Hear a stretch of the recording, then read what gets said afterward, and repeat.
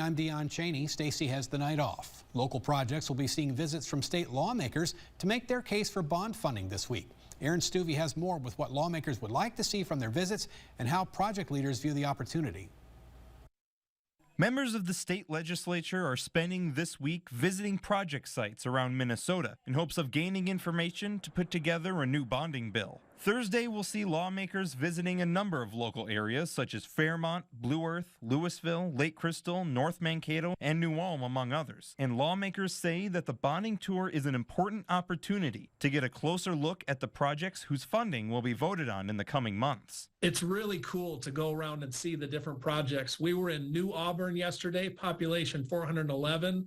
We toured the biggest cities and everywhere in between, and to see what that community thinks is a priority for them and how borrowing money on behalf of the state and giving it to them can help.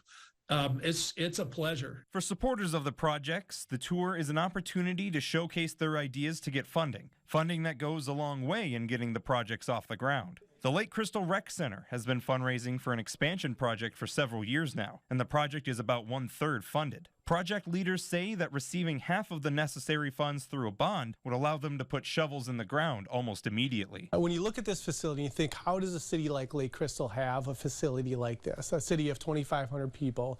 And, you know, it wouldn't have been built without the help of the state at the time. And this bond funding that we're asking for as well, that's going to be essential for us to take this next step. Aaron Stuvey, KEYC News Now.